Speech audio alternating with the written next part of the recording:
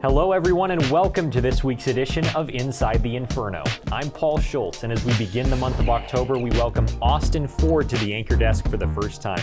Austin, thanks for being here. Paul, thank you so much for having me. I'm so excited to be sitting alongside you today, and just looking at the show that we have some great segments, so let's get started. Last week, the ASU football team traveled to the Coliseum where they battled the USC Trojans. Inferno Intel football reporter Ryan Blank was in Los Angeles, and he recaps the action. On Saturday, Arizona State hit the road to Los Angeles to take on a top 10 ranked USC Trojans team in the LA Coliseum. After a back-and-forth first half, the Trojans pulled away and secured a 42-25 victory. In the first half, Arizona State's offense got into a rhythm early, scoring on each of their first 3 drives and not punting once in the first half. In the first half, we kept them guessing. They couldn't pin their ears back. I thought we played physical, good football, was balanced. I thought Coach Thomas did a great job. We started off fast. We started off fast and physical. That was a big emphasis in our game plan, to start off fast and physical and pound the rock and really oppose our physical will against them. Despite going into halftime only trailing by 4 points, Arizona State fumbled multiple opportunities to take the lead early in the second half. USC's defense made adjustments and was able to get constant pressure on ASU quarterback Emory Jones. I think we went back to not being efficient on those first downs and then pinning their ears back. I thought in the first half we were physical, keeping them off balance. I didn't think we were doing that in the second half. For the second straight week, Arizona State had difficulty getting off the field defensively. The Sun Devils struggled to contain Trojans quarterback Caleb Williams in the pocket and allowed USC to convert on 8 of 9 third down attempts. We had a lot of chances today at the quarterback, and we just didn't capitalize. I mean, he's a great athlete, but when you get those opportunities to get off the field and put them behind the chains, you got to capitalize on them. We didn't do that today. We didn't get off the field on third downs, and that's been a nemesis, and we need to make sure we take care of that. We need to make sure that we finish those plays. Despite the loss, Arizona State is seeing growth and improvements. We're getting better. I still have our kids' attention, and we're going to be in good spirits. I feel like we made some progress, but for some reason, it's a lot of things haven't been going our way. But those guys in the locker room, everybody, we're just going to keep fighting. We're going to keep pushing. And, eventually, some great things are going to happen, for the Sun Devils. Arizona State now shifts its focus to next week as they face off against their third straight ranked opponent as they host the Washington Huskies in Tempe. In Los Angeles, Ryan Blank, Inferno Intel. Thanks, Ryan, for the recap. With that game in the past, it is now time to look at this upcoming game against Washington Huskies. Inferno Intel's Olivia Eisenhower has a preview for that game. Both Arizona State and 21st ranked Washington are looking to bounce back from losses this past Saturday. Since taking over as head coach, Sean Aguano is facing his third ranked team in a row. There's going to be a couple factors to keep in mind about the Huskies, one being the impact of transfer QB Michael Penix Jr., who ranks 5th in the nation in touchdown passes and has thrown for at least 300 yards and a pair of touchdowns in every game this season. Virginia grad transfer Wayne Talapapa is another name to keep an eye on, who has 355 rushing yards and 3 touchdowns this season. And following him is Cameron Davis, who has 4 touchdowns. That's on the side of the top offense in the Pac-12, but the defense ranks 3rd in the league in total defense in sacks.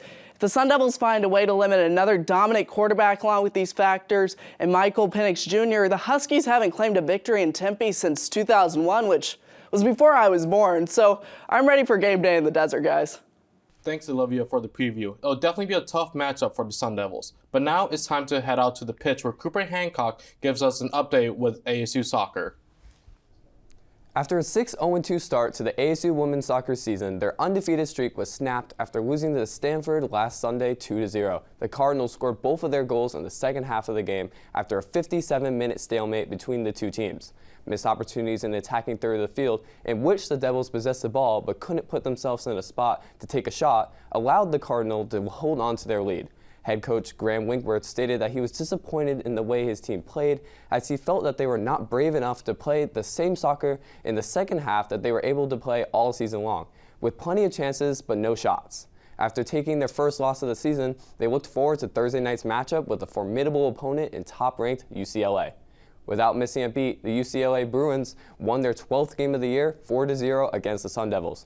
The Bruins scored 2 goals in the first 6 minutes of the game and added 2 more in the second half. The Devils only recorded 6 shots in the game, with 1 being on goal. The lopsided game allowed for sophomore defender Olivia Coleman and freshman Brianna Nunley to make their debuts. The Devils will look to get back to their winning ways with their next matchup coming against the number 8 USC Trojans on Sunday. Once again, that was Cooper Hancock with the latest on Sun Devil women's soccer.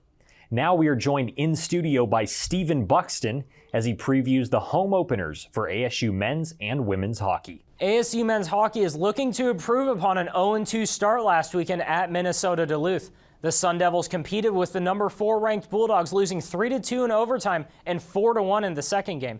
Even with goals in the series from Lucas Sillinger, Jack Jensen, and Demetrius Komuntzis, the Sun Devils were not able to keep up with the perennial Frozen Four contending Bulldogs. They go back to Minnesota this weekend for another big series against Bemidji State. After that, the Devils finally come home to play in the new Mullet Arena against Colgate. For ASU to reach its goals of making it to the playoffs and the Frozen Four, the Sun Devils need to prove that they can truly compete with and beat many of the highly ranked schools they will face. 6 of the teams on this year's schedule are ranked in the top 20, and 4 more of those teams are receiving votes in the most recent poll. And the tough schedule includes a weekend hosting number 2 Minnesota, followed by a trip to face the reigning national champions in Denver.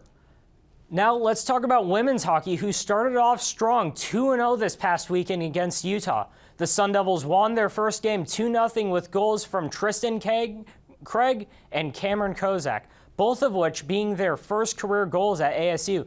On Saturday, Cameron Kozak scored her second goal of the season, along with Andy Main and Haley Martin getting the first of the year for each of them. The Sun Devils outshot Utah 79-39 on the weekend. They hope to carry over some of that momentum to October 12th when they play their first game in Mullet Arena against GCU. After that, the Devils are on the road until November, going out east to play Massachusetts and Rhode Island. You can keep up with both teams on Twitter at Sun Devil Hockey and at Women's Hockey ASU. Stephen, thank you. Sounds like there are high hopes for these teams as they hit the ice at Mullet Arena for the first time. Another week in the NFL has passed and more Sun Devil alumni continue to make an impact. Blake Neiman tells us about the latest highlights in this week's edition of Pro Devils. This past weekend, several former Sun Devils shined in the National Football League. Starting with rookie Jack Jones, who made quite the statement in his NFL debut for the New England Patriots by picking off 2-time MVP Aaron Rodgers, taking it all the way 40 yards to the house for his first career interception and touchdown. The big play marked the first time Rodgers has thrown a pick six in 2 years. Jones also ended up forcing another turnover by way of a fumble earlier in the game, in which he forced the fumble and recovered it all at once. Not too shabby for a young rookie's debut. Moving from the defensive Devils to the offensive ones, former Sun Devil running back Rashad White joined Jones by scoring his first touchdown as a pro in a leaping goal line effort in the Buccaneers Sunday Night Football matchup against the Kansas City Chiefs. Rounding off this exciting weekend for the Pro Sun Devils was Eno Benjamin, who remained in Arizona heading over to Glendale, where he is now a Cardinal, played a utility role in the Cards' comeback win over the Carolina Panthers. Benjamin, another former Sun Devil running back, racked up 45 total yards from scrimmage. In addition to his backfield duties, Benjamin had to use those innovative skills he learned from ASU to fulfill the kickoff duties for the Cardinals in the wake of an injury to Matt Prater. By implementing the skills they learned at ASU, these Pro Devils are sure putting their names in the spotlight. Thanks, Blake. A bunch of former Sun Devils making an impact for their teams. We now head back into the studio where Kobe Bronson gives us a recap after the ASU volleyball team went up to the state of Oregon for a pair of matches. The ASU volleyball team took on number 16 Oregon in Eugene on September 30th and fell by a score of 0-3. Junior outside hitter Marta Levinska led the way with 9 kills and an ace, while senior outside hitter Iman Isanovich registered 7 kills and 10 digs against a stout Ducks team. The Sun Devils then concluded their 13-game road trip with a thrilling 5-set victory over Oregon State on October 2nd. A close opening set shifted the Beavers' way, 25-23, but the Sun Devils stormed back to claim the next two comfortably by scores of 25-18 and 25-17. OSU secured the fourth set to take things to a decider, but the Sun Devils held on to win the fifth, 15-13. Isanovich tallied a season-high 21 kills in the afternoon, as well as an ace, while senior setter Shannon Shields recorded a career-high 50 assists to go along with 2 aces and 10 digs. ASU improved their record to 8-8 overall and are in a 3-way tie for 6th in the Pac-12 standings at 2-2. The Sun Devils open a 4-game homestand at Desert Financial Arena tonight against UCLA and host the Trojans of USC this Sunday, October 9th.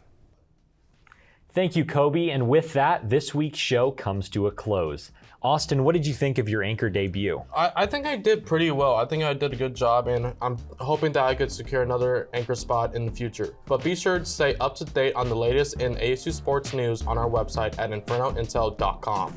And be sure to check out and follow our Twitter at InfernoIntel. For Austin Ford and the rest of our crew, I'm Paul Schultz. Thanks for stopping by. We'll see you next time on Inside the Inferno.